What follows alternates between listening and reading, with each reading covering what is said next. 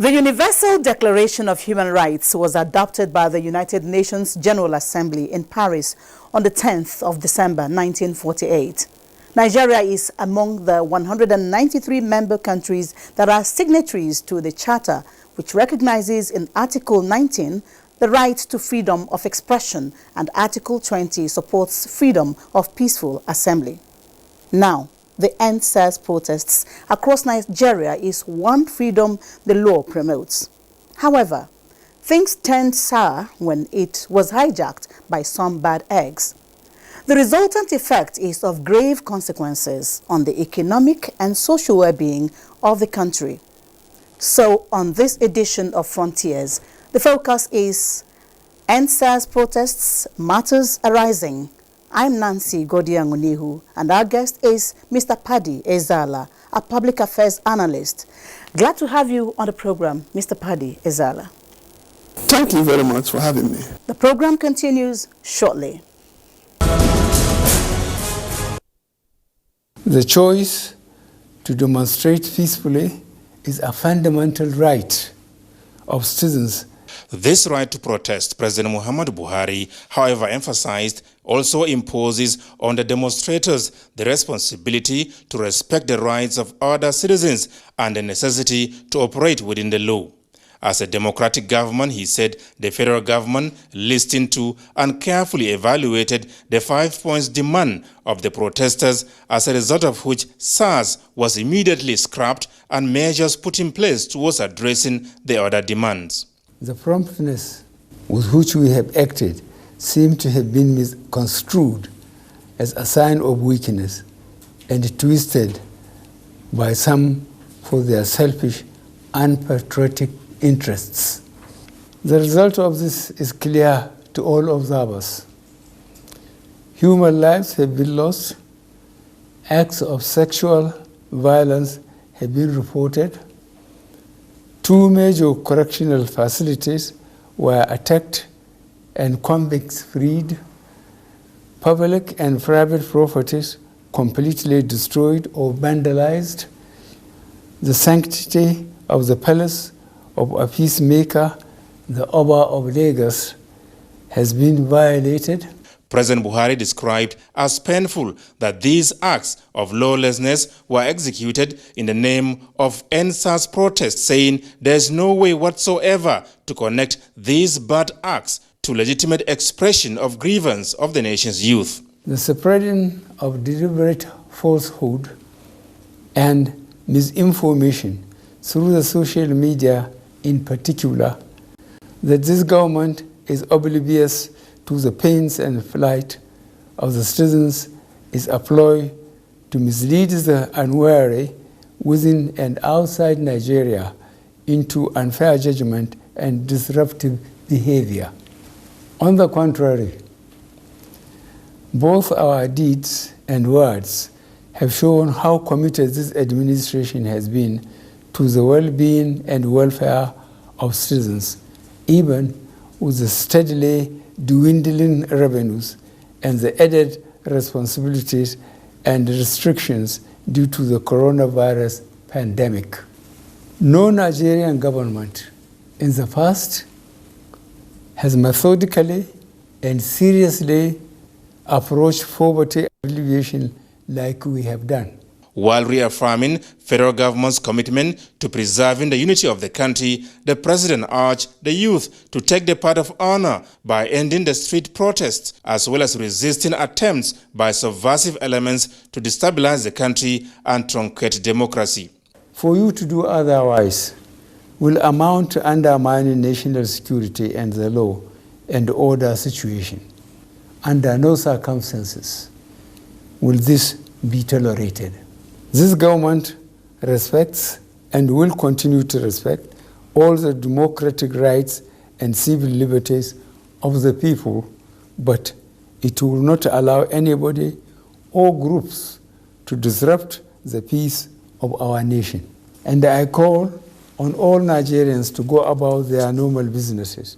President Buhari, who enjoined security agencies to protect lives and property of all law-abiding citizens, paid tribute to the police personnel who lost their lives in the line of duty. He also used the opportunity to thank members of the international community for their concern about the ongoing developments in Nigeria, saying, however, that they should seek to know all the facts available before either taking a position, rushing to judgment, or making hasty pronouncements.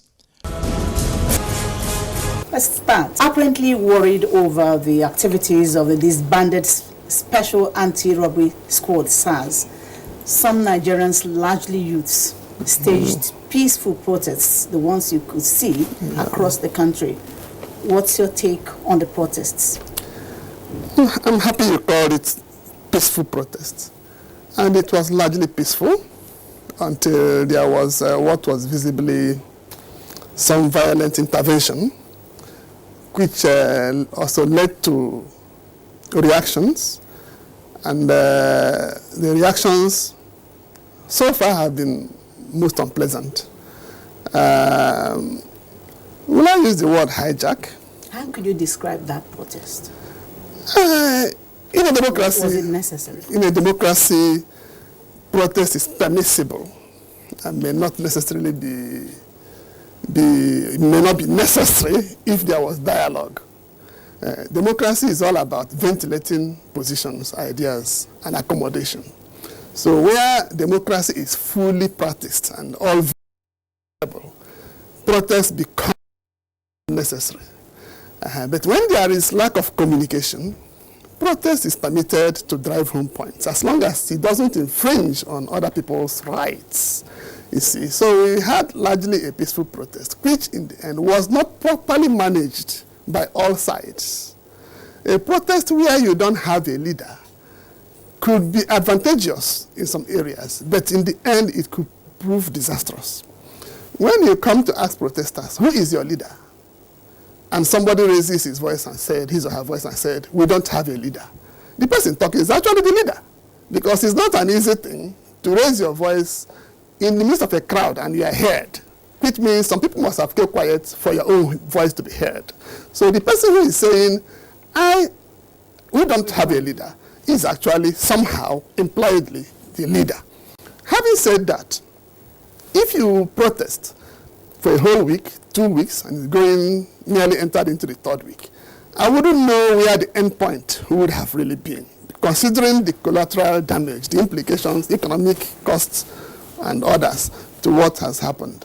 But at the same time, it is both sides. When people are protesting, there is also the institutions of state, permitted, empowered, mandated to also manage protests. There are conventional skills for managing protests.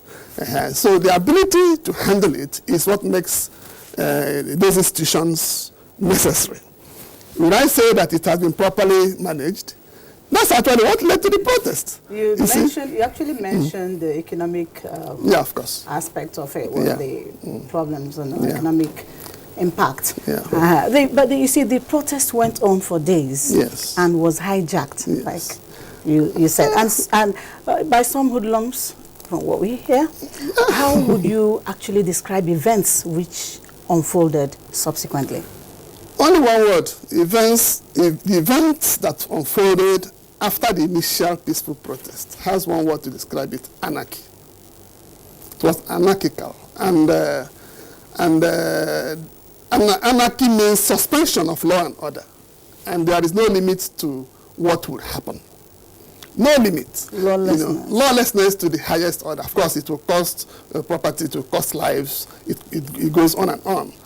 Psychological trauma. Some people will not even die now. They have developed high blood pressure and problems that will kill them in the next few weeks and months and years. So it is not everything must be done by society to avoid getting to this kind of situation. You don't know who suffers. So people should understand that vandalism, disorder, means in real sense suspension of law and order. And it doesn't, is an ill wind that blows no one. No good. But it does not obviate the reasons why the whole thing started from in the first place. Exactly. So those issues have to be addressed. copiously, comprehensively. Otherwise, it's a natural process. It's also going to lead us to this kind of situation before. Is it police reforms? Is it carrying the youth along in what we are doing? Is it political rearrangement?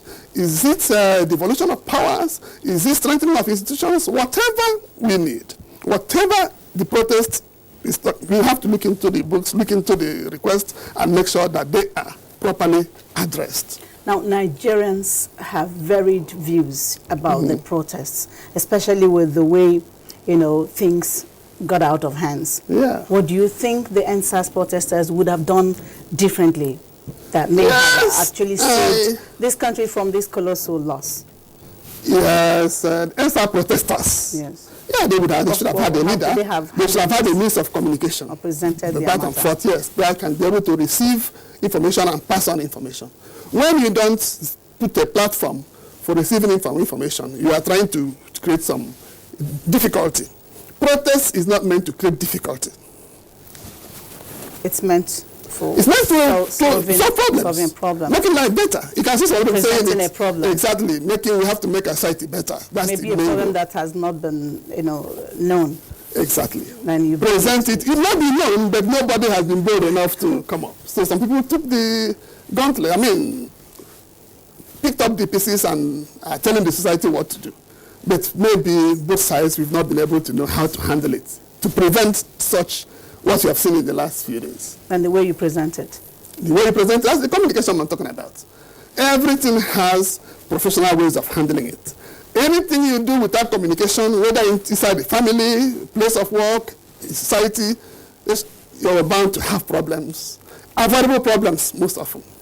Yeah, you see, President Muhammadu Buhari, our own president, had before and in the midst of the, widespread looting and destruction, promised Nigerians that setting up of judicial panels of inquiry by states will ensure that cases of alleged police brutality will be looked into.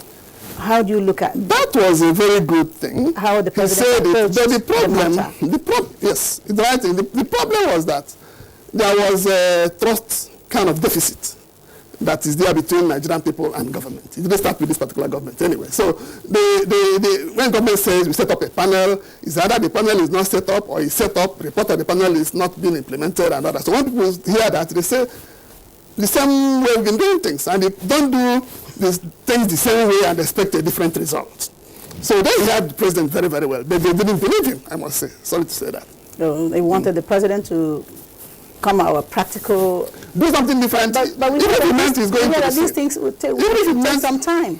It takes some time. Because governance is not just something. I agree. The process. I have worked in some government agencies before. Yeah, it takes a long time to get things done. But who communicated that to the people? Who said that? Who went to tell them how things work? Some of them have not worked in any government before. You see, so somebody has to communicate. If you don't communicate, nothing goes right. So who communicated them? Well, they had a preconceived, they had in mind that the government was coming to tell us this. If they did tell us this, that we are not going to listen. Because they have been telling everybody something. So they were waiting for government. Exactly. So government is more creative that they know. Government will have been more creative to get back to them from a different angle, not panel, this and that. We know the panels there were panels even before the demonstration. The reports the panels were already set up. But the reports were... The president said the panels will be set up. Okay. Before they plunged into the protest. The panels are being set up in various states now, but so much damage has already been done. Now, the protesters also came up with their other demands after the first 5 demands that they made, which the federal government promised to look into as articulated in the president's speech. However, many Nigerians feel he did not, like you just said, address issues at stake. Is that true? Yeah, he addressed some issues, but may not have addressed it the way people wanted to see those issues addressed. You know, when you communicate, is a communication that does not have a feedback, instant feedback. It's always like that.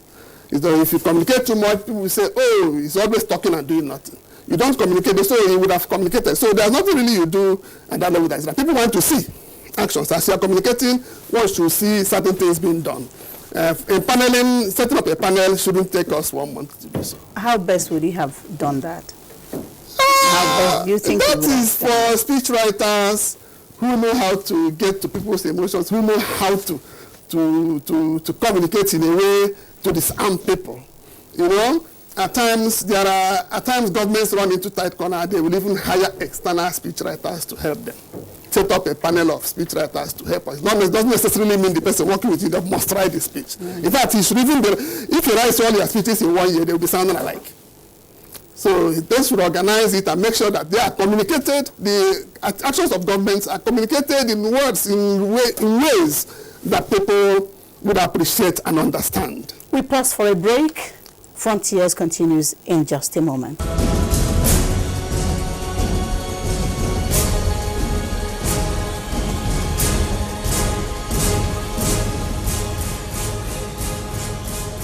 We're glad to know you're still there watching Frontiers. Now, do you think fake news played any role in further aggravating the massive attack and destruction of several critical national assets? Not necessarily fake news. Of course, there are fake news everywhere, but actually news not presented professionally. Because what has happened now is that social media that has made every human being a moving media house is dangerous. It also helps passing information, education, and all that. It can also be disadvantageous. So we have situations whereby people get information and throw it at people the way it is. Even tweak it to achieve some ulterior motive, which might be sinister. So in that case, I can say yes. Not that things that were reported were 100% wrong, but they were reported wrongly.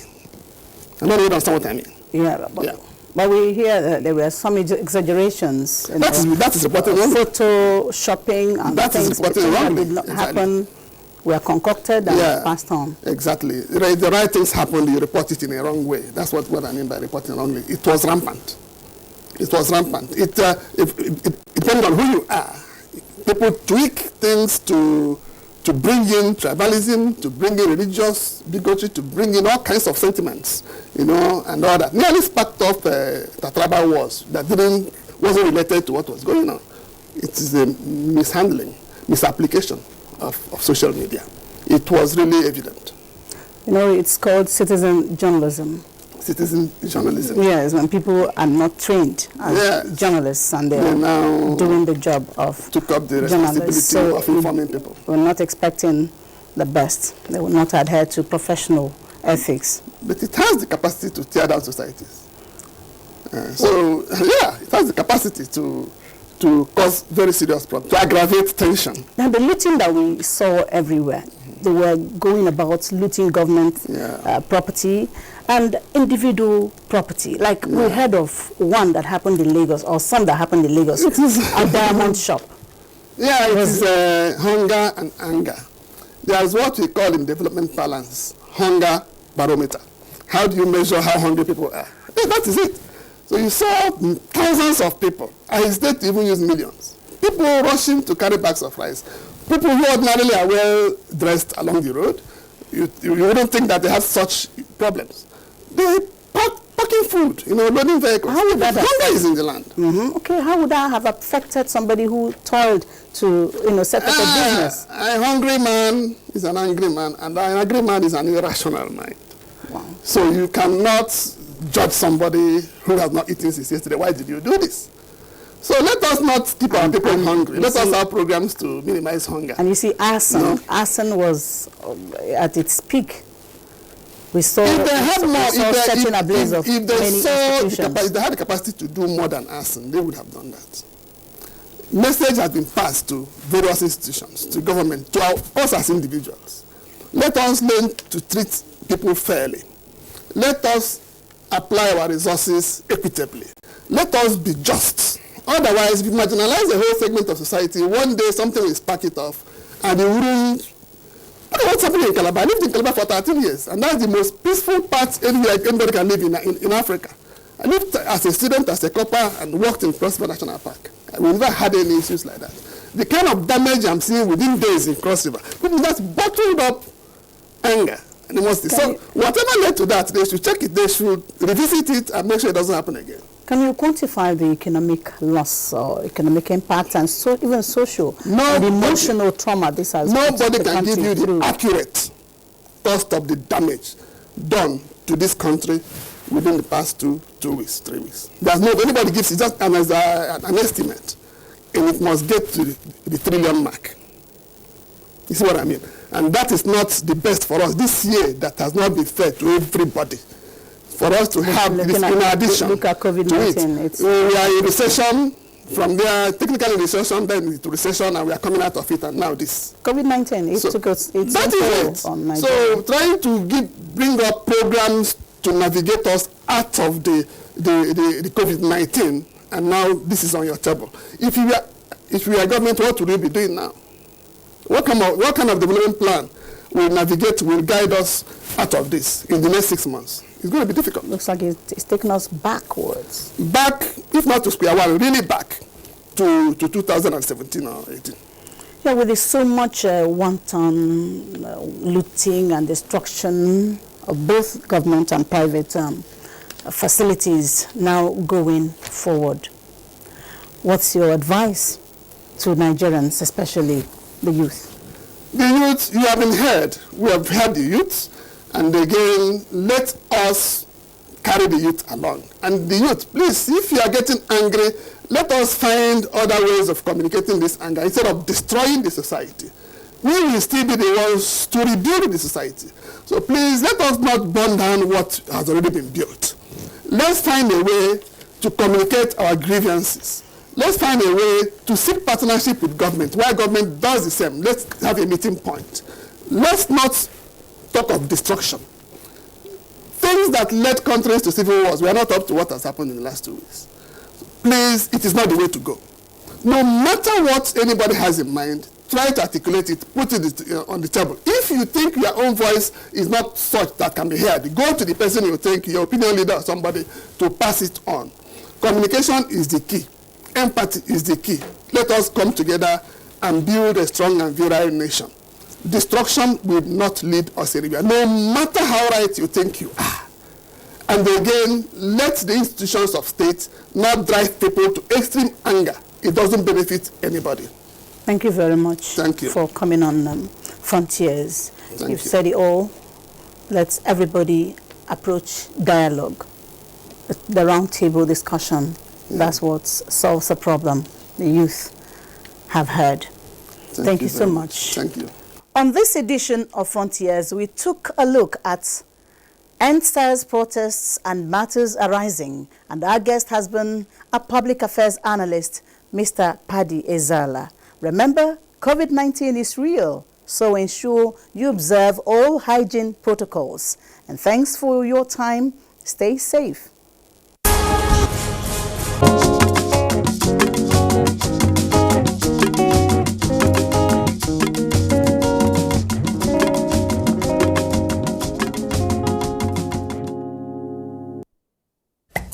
24 hours a day, 7 days a week. You can watch NTA International live on your TV, computer, iPad, tablet and phone. Log on to visiontv.co.uk and click on Entertainment, then NTAI. You can also download the iOS or Android app on your mobile devices to watch NTA International on the go, anywhere in the world. NTA International, your window to the world. I am there now. Are you sure this will work? It has to. I can't miss this guy's lecture. Just keep your phone on so I can listen. Today we're going to be discussing sleep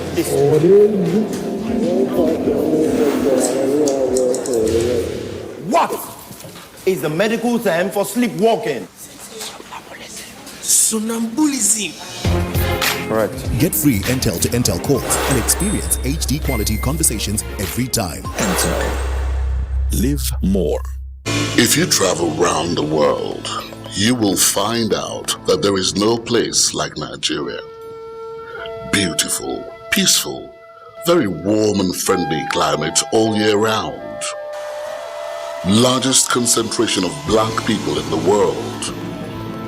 Hospitable, vibrant, and happy people. There is no place like Nigeria. A land of opportunities.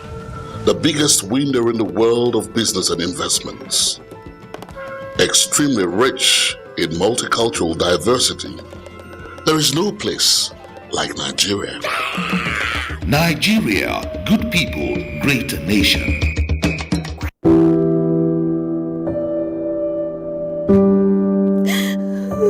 She cries.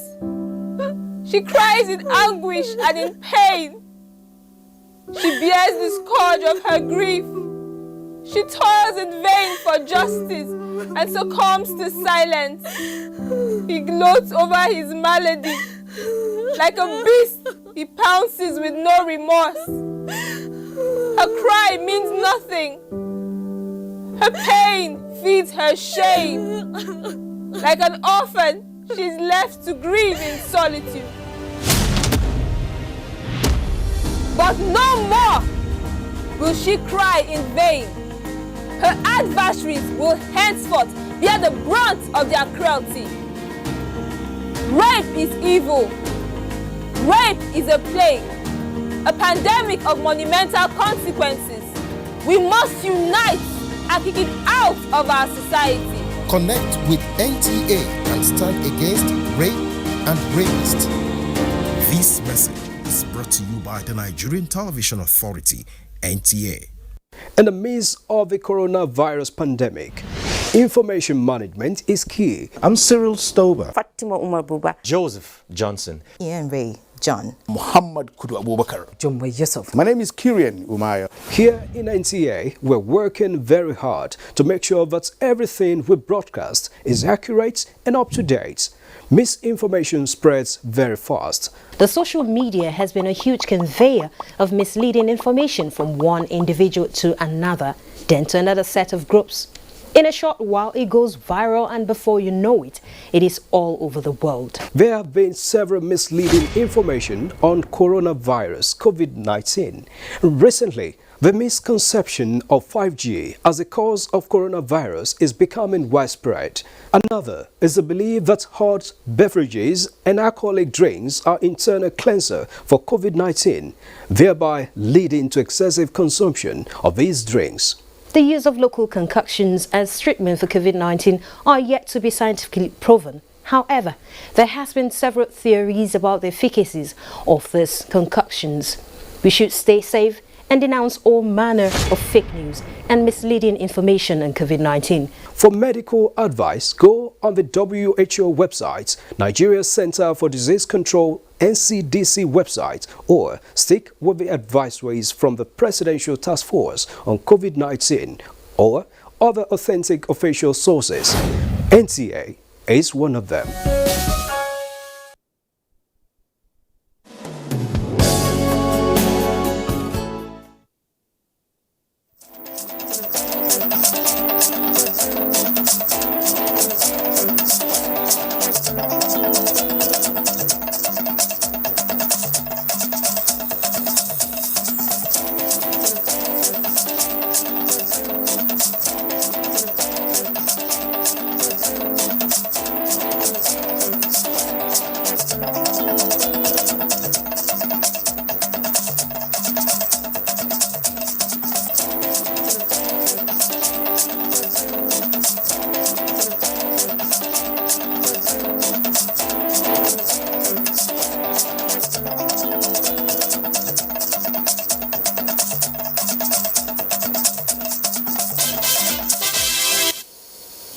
Hello and thank you for joining us on NTA Nationwide. I'm Najat Tijani with trending stories from across the country.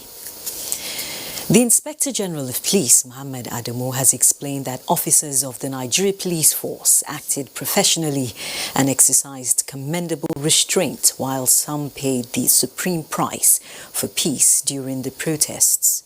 A statement by the force indicates that the IGP made the observation following a report by Amnesty International dated 21st October, alleging that police personnel shot at peaceful protesters. He describes the Amnesty International report as untrue, misleading, and contrary to all available empirical evidence.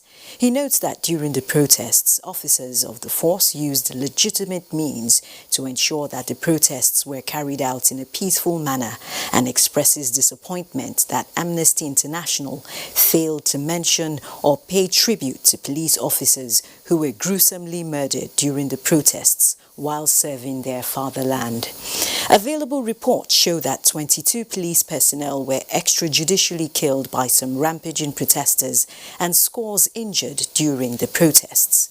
Many of the injured personnel are in life-threatening conditions in hospitals, while 205 police stations and formations, including other critical private and public infrastructure, were also damaged by a section of the protesters. Despite these unprovoked attacks, the force says officers never resorted to use of unlawful force nor shooting at the protesters as alleged in the report.